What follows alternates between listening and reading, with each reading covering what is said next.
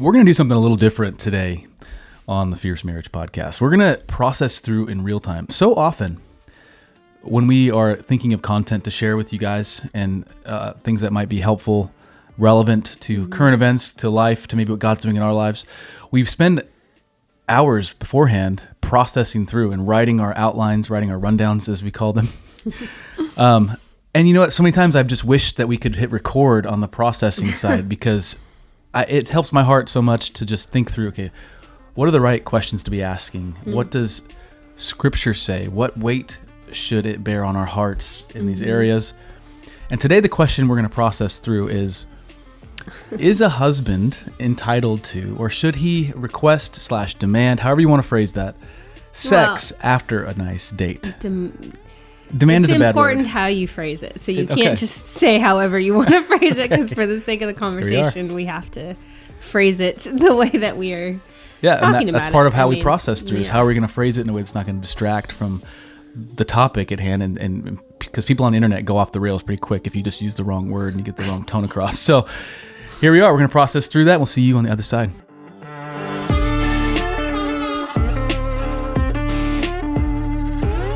I feel like this is a question that we don't struggle with it. We process through it almost always when we go on a date, I feel like. And we're having the conversation here today because yesterday we had kind of an extraordinary date.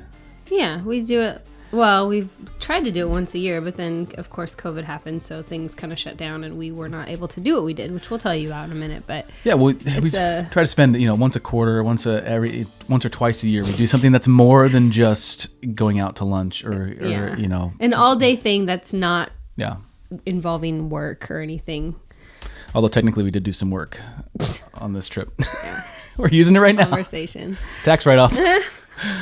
No, so what did we do? What was our extraordinary date that we went on? We went to a Mariners game. So we live in Tacoma area. It's a little south of Seattle, about 40 miles. And we went to lunch. We just spent the day together. And his mom watched the girls. And we just got to hang out and took a bus up, enjoyed Seattle, had lunch, went to the game, which was an awesome game, by the way. We were playing the Yankees. We played the Yankees. That was a game that ended the series. There was like 43,000 people. People don't come to Mariners games like that, and it was great. And then we, rode the train home and just spent like all day together, and it was a lot of fun. And we were just being together, enjoying not being interrupted by children, eating slow, just holding hands, all those things that you like. You can kind of do with kids too, but there's always this pressure, at least I feel this awareness of my children, right? Okay, I don't want to lose them. They're hungry now, or they're tired. Like, we're just kind of always catering. So a day without them was, it was good for our marriage. Yeah. Yeah, but it kind of does, it always makes... It didn't again, we're processing this in real time. But yeah, you wonder, right? We think of the Office, right? And we're big fans of The Office. Whenever Pam is getting ready to go out on a date with this guy, it's like a new guy. Phyllis is like, you should get the lobster. Yeah, you should order the most expensive thing on the menu. And then Stanley in the background is just, he's mopey and whatever. You don't have to put on. And Phyllis is like, oh yeah, you're gonna have to Pam's like, Stanley, and then Phyllis goes, yeah, oh yeah, you're gonna have to. Of course, that's obviously in a secular context. If you're not married, you should never be putting out. No. But the point is that there, and so we joke about that because I am always concerned, okay, as a husband, because I planned this about a month ago. I bought the tickets because it was a Yankee game. They're good tickets. I got a great deal on them. I wanted to take you to this restaurant, which is incredible. It's called the Crab Pot, and they take this whole big bowl of like steamed seafood goodness, and they pour it on the table, and they give you the bib. It's like this hilarious experience, but it's really good. It's not cheap. And the whole time when I'm planning this, I'm like, I don't want Selena to feel in the back of her mind that this is all just a ruse just to get her in bed. Because I don't know, why do I think that? Like, why? Well, because we've had a habit in the past, I think, in our marriage, it didn't start out like that, right? Like, you date and you have fun and you're like, this is so great, I love you. And, sex, I think it evolves during the life of your marriage. At one point you said we had a habit of doing this. See, this is processing. Okay, habit. I don't know that it was a habit. I think that as a husband, okay, I would never consciously think, I'm just going to buy my wife this nice dinner. Right. I'm going to, spend all this time and effort. But really what I really want, like all that is just a precursor to just having sex later. Right. I don't consciously think that.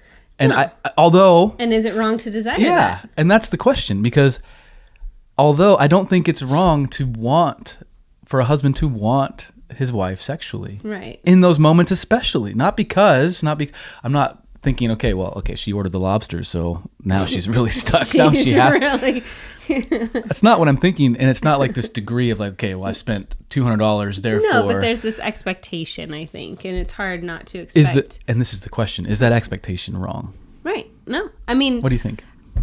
I think if you flipped it for the woman, right, like we're talking about sex, and we're kind of talking about it in context of a bargaining tool, right? Sure. But we're trying to kind of peel back the layers of if we go out on a date, does that mean that, we got to put out? And does that mean that it's wrong of a husband to expect that? Is that wrong for a wife to say, I'm tired, I have a headache, and turn over and go to sleep after a nice day like that, right? Like where do the chips fall after something like this? And if that does happen, is the husband... Is he being selfish? Does he have a right to be frustrated? Right. And so one of the words that came up in our pre-conversation on this was this idea of entitlement. Mm-hmm. Or as a wife or as a husband, am I entitled to things? Are you entitled to anything? Not just sex, but anything. Are there entitlements within a Christian marriage? I think, yeah, there are entitlements. Like I am entitled to exclusivity with you. Right.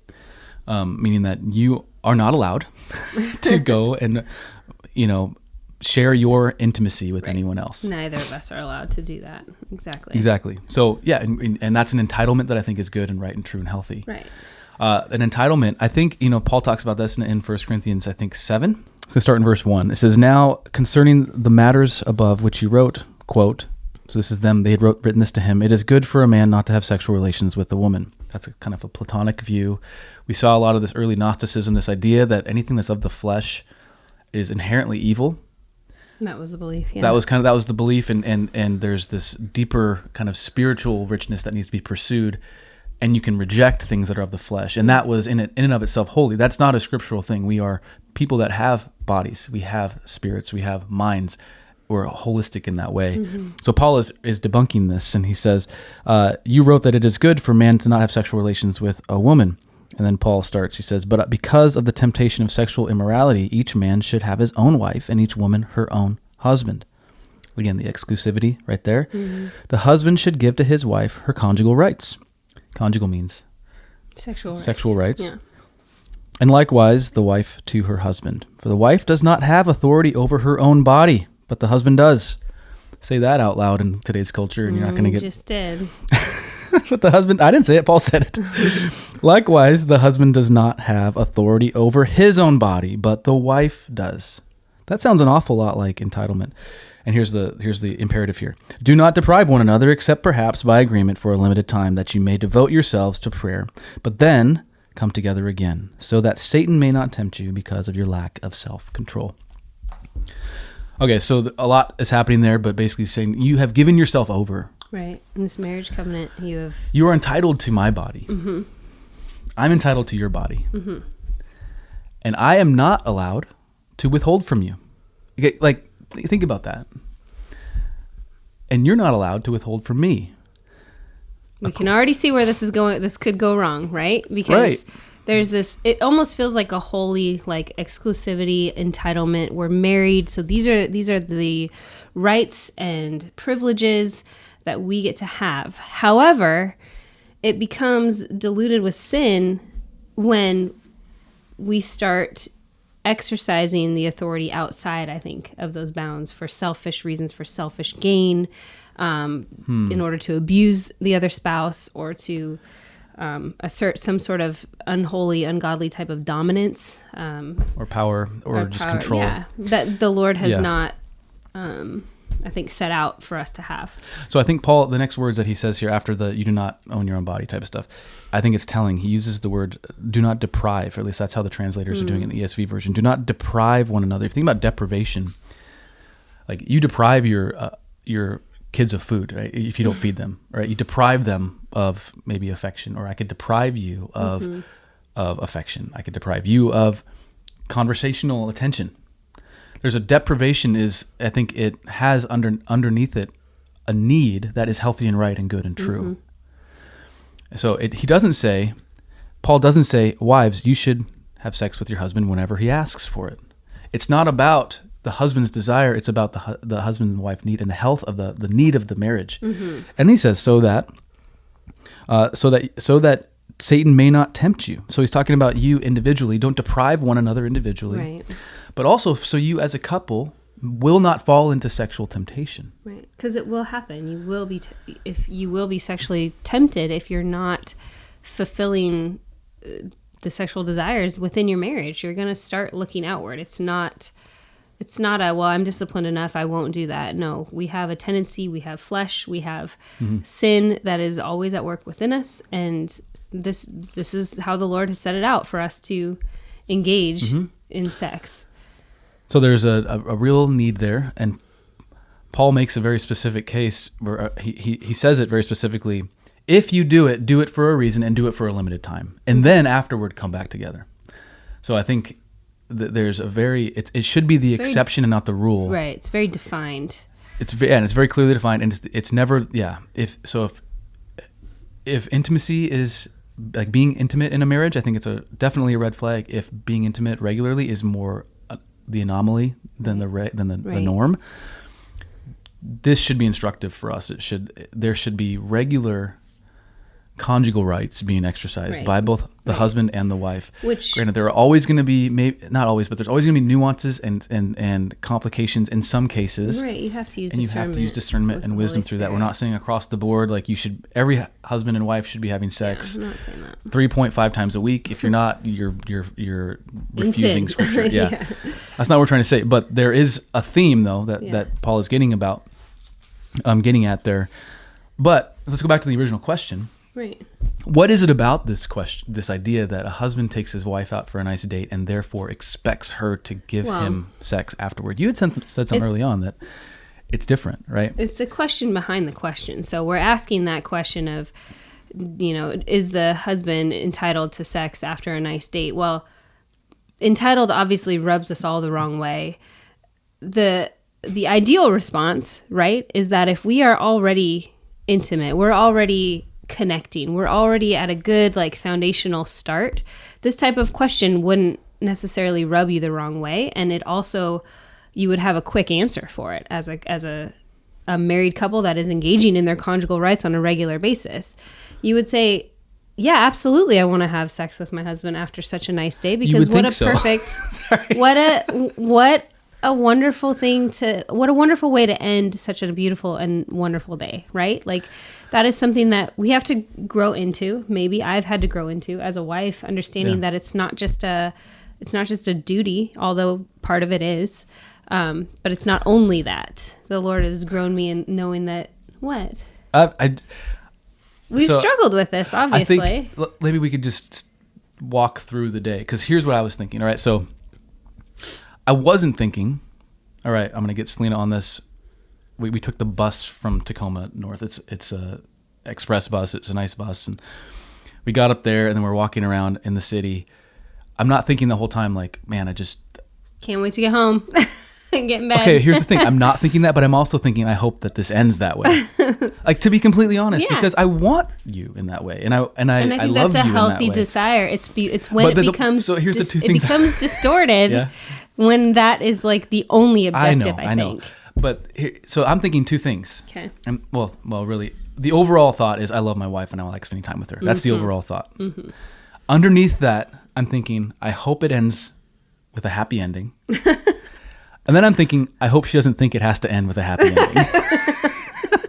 I'm just being honest. You're kind of trapped. Because I feel trapped because, I clearly love you and I'm doing all this because I love you, and that love should culminate in the act of making love. And that's a right desire. But I don't want you to feel obligated, because that undermines love itself. When you feel like I'm just doing it to get from you. Again, foundation, so it comes back to trust. It comes back to intimacy as a theme. A theme of, having given conjugal rights. If we haven't had sex in 6 months and then he's all doing this elaborate date.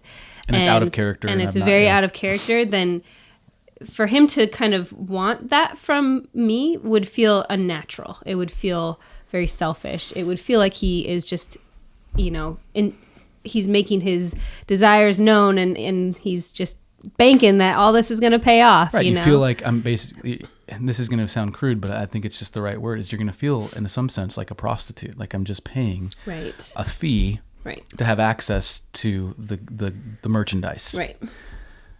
It just happens to take 8 hours, and it happens to take a lot of decorum and a lot of, kind of dancing around it. But ultimately that's what it kind of makes it cheapens it. It does. If that's what you suspect. Now, what goes through a wife's mind? Because, okay, we're about to celebrate 19 years of marriage. We've been together for 23 years. That's a long time. Mm. In my mind, I'm like, what have I ever done to not earn your trust in this way? What have I ever done where you felt like this is a warranted belief that I'm obligating you to give me your body in a way that you don't want to? Well, and the answer is nothing. I've not ever done... You've never done anything to break my trust in this area. But why then, after being together 19 years, why is that at the end of the night you're like, this isn't you? I know we've talked processing through it. Because you are the most generous, selfless woman I could ever imagine. Like if I come to you and I'm like, Selena, I just really need comfort sexually right now. You're like, what can I do? Like let's like you're very giving to me, and I never want to. Like people really care. If you care that she's very giving, but still, I get the sense of like, okay, Ryan's expecting this, therefore the guard has gone up a little bit. Is that not true? I don't think it was yesterday. I don't think that I was like, oh great, I'm going to have to put out. Like there wasn't that, I wasn't going to let that kind of attitude dampen the day, because that's not, again, that's just the whole wrong attitude from the start of like, well, I have to put out, okay, first of all, what does that even mean, right? Like, okay, let's look at the purposes of sex. Let's look at what the scriptures teach us about sex and intimacy with a spouse. It's not putting out. It is connection. It is procreation. It is unification. Like there's so much more to that picture than putting out, right? And good. So if I'm just answering that question, then it's not going to be, the walls are going to go up. But again, I have to remind myself when those walls start going up, Selena, this is not what you're doing. This is what you're doing. Which leads us to kind of like the next question of what could dating actually be in your marriage? Like what should it be? And not just this, what's the right word? It's not just this ruse, like you said, to have sex. It's not a transaction. It's not a transaction, but it could actually be, connecting with your spouse. It could actually be spending time with them and talking with them and engaging with them. So I want to back up a little bit into that trust idea, because you have maybe this is going to sound too strong, but you have empirical reason, maybe all the reason in the world to know that you can trust me. Right. We've never had infidelity in our marriage. We're very honest. You've always... like you're the only one I've ever been with, and same for you. So you have all the empirical evidence to say like, I can trust my husband, but there's something in the moment that maybe would put that trust on the shelf. Well, because maybe it's suspicion or tiredness, or what else could it be? Could it be, if you've listened to us for a long time, you've watched our videos, you maybe know this is some of the things that we've talked through is your default is walls and not, like especially physically, because I of do think that the family of origin stuff plays a deeper role than I would like to admit. Like when a parent walks out on a child, like that's at a young age, that's going to leave a lasting effect. And I never did get counseling or anything really for it. Maybe I should, to build up trust. But that's where he thinks. Just passing mention. I should probably get counseling for that. You still feel that I tend to put those walls up, but that's because that's a deep like self-preservation, and that's to expose like the most intimate parts of myself. There's still a little bit of just the like, that's scary. That's hot. That's what you're saying? No, it's like too hot to handle. It's scary. Yeah. I and it's only momentary, and it's usually pretty quick, but. Yeah. This side of heaven, that might just be my battle right now of just with anything new, any friendships or anything that it takes a long time to become my friend for me to trust you, because it's not that I don't want to trust you, but with deep things of the heart. And if we're not talking scripture, then I'm sorry, it's going to take a long time for us to have any sort of and that's exactly friendship, where, like intimacy. As a husband, let alone like, and many husbands feel this way. You could think, so how long is 23 years together enough? 19 years marriage, is that a long enough time to have open and unfettered access to your trust? And I think maybe that's the wrong approach, because husband, you gotta know your wife too, and know that, okay, yeah, she does trust you. I know you trust me. Yeah. I also know that there's a warming up process that has to happen. Right. And this is for where me, maybe not for you. And this is where the date, you got to warm me up a little bit. Not just a machine. Mm-hmm. This is where the date conversation really comes to a head for me, is because it's like, okay, I know that you trust me. Mm-hmm. You know you trust me. We have all these years together. We've also spent 8 hours being warmed up by this date. And we've laughed, we've smiled, we've been affectionate in really lighthearted ways. It's not like I'm, clean, like we're not all over each other, but like we're holding hands, a little kiss here and there, a hug here and there, a picture together. And so when then you get home and it's like the kids are there, and it's like all that just kind of like sloughs off. It's like we're back to square one. And some of that's understandable. Yes and no. So I think as a husband, that's where we have to get back to the heart of love. Okay, so love, yes, I think love by nature wants two things: to give wholeheartedly to another person. Yeah. Like by definition, love cannot be held back in reserve. Like I want to give all of myself to you. If you really love that person, you're gonna give all of yourself to them. Mm-hmm. Love also wants all of the other in return. Mm-hmm. This is what the gospel is. Oh, and perfect love drives out fear. And so, okay, for me, go ahead. Let me finish this thought, because this is what the gospel is. Jesus has given he's died literally a sinner's death, so that we might be brought into the fold of God. Yeah. And he's given his entire self to us. What does Jesus require from us in return? Our entire self. Mm-hmm. He requires for us to die to ourselves. Right? There is a transactional component in that. It's not transactional in that we initiated it. Jesus initiated it. Mm-hmm. It's by grace alone, through faith alone, in Christ alone that we are saved. But then that's when it's like, okay, as a recipient of that grace, James talks about this. It's a natural outflow of that love. I say that's the picture of the gospel. I am a sinner receiving grace free of charge, yet it will cost me everything. Mm-hmm. Not to receive it, but because I have received it. Right. Now take that picture and look at marriage, and look at a date like this. Like, I want to give you everything. That's why yesterday I thought through, the bus fees, and like had the right amount of cash on hand, because none of the cards never work on buses. That's why, I had thought of the restaurant, and I knew what we were going to do, and I had this whole plan, and it's because I love you and I want to experience that with you. Mm-hmm.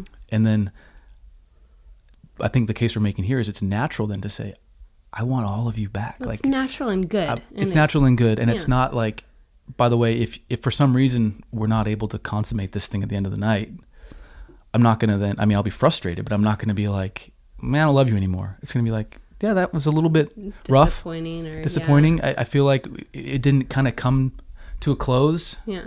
Like it was incomplete. Sure. And that's, that leaves an understandable amount of dissonance in the night. But, as a husband, I can still say, yeah, my love is still there for you. Right. And maybe there was a need that wasn't met.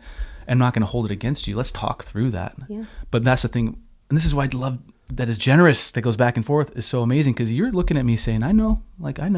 Yeah. I know that'll be good. Mm-hmm. But you don't, now maybe you can speak to that. Do you feel like this obligation, and do you feel like that's a bad thing, or do you feel, what goes through your mind? Because last night you did have some I was enjoying the time of just being together, because I don't feel like we get that kind of teenager-y feel to just kind of be together as a couple, without any other obligations to anyone else. And so I was just enjoying that time together. And last night, I was really tired, and there was a bit of hesitancy, and you were kind of in a little bit of a funk. Like we were. Because I can sense it. I could sense the hesitancy. Well, excuse me. I don't know. Yeah, I don't know why. I think it was just like off put by you.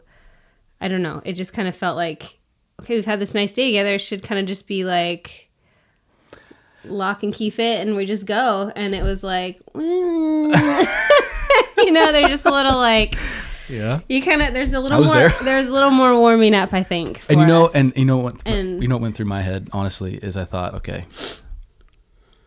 this can be a thing or it doesn't have to be a thing. Right. And I think that's like, this doesn't have to become a big like affront to my relationship with my wife. And we've grown in that though, because that was not always his response. And it's not always been my response to just bounce right back and like, okay, let's just let this go. I mean, of course, why wouldn't the enemy want to attack you in that moment as well? I mean, you've had a nice day together. It's been peaceful. It's been joyful. It's been like, I've appreciated him. He's appreciated me. We feel like our buckets are full. Why not at the end of the day would the enemy not just be like, hey, let's just make this, let's just end this wrong and mess this whole thing up and just kind of have it come crashing down. So that's good because you kind of got to fight for it with some resilience, to be honest.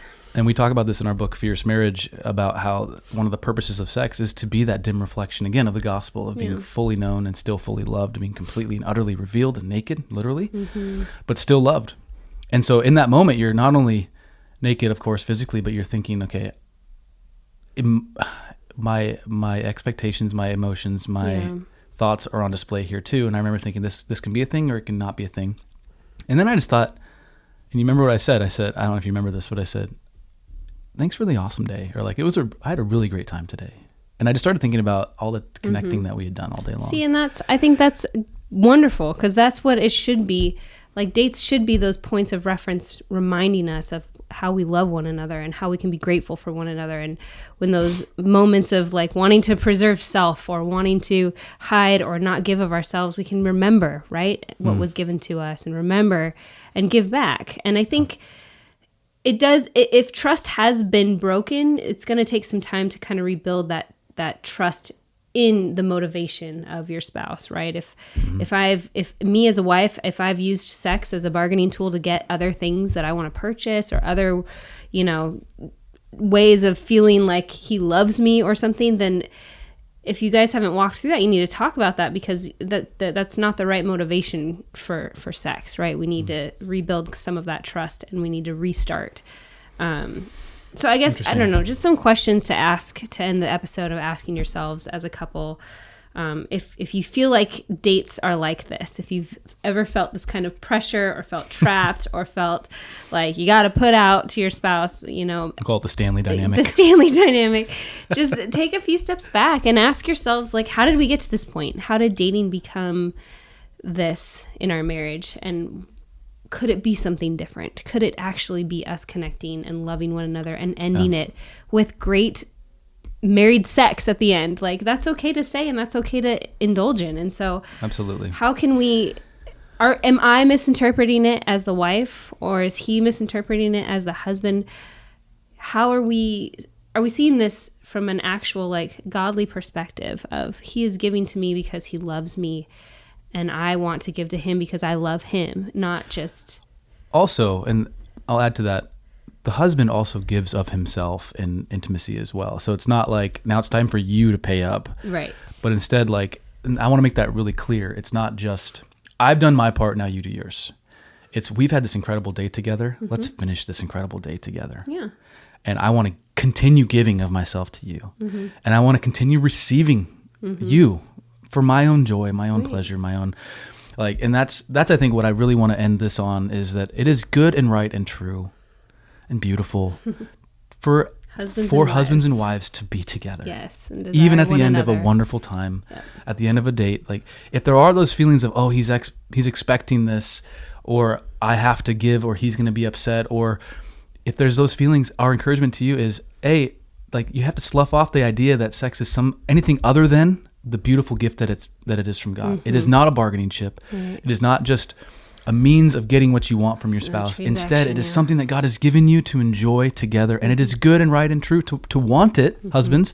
It's good to want your wife this way. And wives, it's good for you to want your husband in that way. And I would add this to that. Wives, it's good for your husband to want you. And like to embrace that and same goes for wives wanting their husbands. That is a very beautiful thing. Paul spends almost an entire chapter on that, or half a chapter on like giving yourselves to one another. Do not deprive one another. Yeah. And then you go a few chapters further, and we won't get into it, but 1 Corinthians 13, all the things that love is, I think at the very bottom of like the ontology of love is it's selfless. Like I'm always giving, not requiring, but so earnestly desiring you in return. Like, and that's the nature of love, and that's the nature of biblical marriage. And so anyway, this has been helpful for my heart just to kind of like think through this and to do it in real time. I'm thankful for you, Selena. I'm thankful that we've walked this journey. Friends, 19 years. Like here we are still figuring this stuff out. You don't really ever stop. It's good. It would be so boring and predictable otherwise, right? Yes. And so, but you got to keep talking. You got to keep the dialogue going, and you need to, more than anything else, keep your marriage centered on Christ, centered on the gospel. What is the gospel? If you don't know, we have a website for you. Go to thenewsisgood.com. It's the idea. It's this reality, the truth, the good news that I'm a sinner dead in my sin, but Christ came and paid the price for my sin on the cross. He died for my sin, but he didn't stay dead. He devoured death itself, and he conquered death that I might live, that we might live. And he did so by his grace. And I need only have faith in him that he is enough to pay the price for my sin, to be brought into the fold of God. If you want to find out more what it means to become a Christian, you want to center your marriage on the gospel, 2 websites for you, thenewsisgood.com, also gospelcenteredmarriage.com. It's an online learning class. It really puts teeth to the ideas that we've just presented here at the last part of this video. With that said, let's pray. Jesus, thank you for this gift that is my wife, this gift of marriage, being able to process through these things with her, my helper, my partner. God, I thank you for the struggles that we get through that make us better, that sanctify us, and help us love each other better on the other side of it. Lord, I pray for the husbands and the wives who might be struggling for whatever reason. It might be intimacy, it might be communication, they might be in conflict, there might be rebuilding trust. I pray that you would place their feet on the firm ground of your word, the firm ground of the gospel, that they might begin to step forward in the truth that you've given them. Lord, I pray that this ministry, this video helps them to that end, that they might glorify you all the more. In Jesus' name, amen. Amen.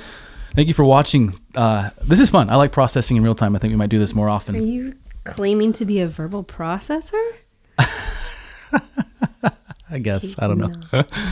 I don't know. If you're still here and you want to be a partner with us, this ministry is possible largely because of our patrons.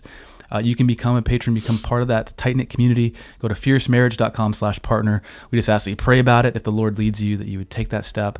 Either way, we're going to be here as long as the Lord wills it, sharing openly what it means to live a marriage in light of the gospel. That said, this episode of Fierce Marriage is in the can. See you again in about 7 days. Until next time. Stay fierce.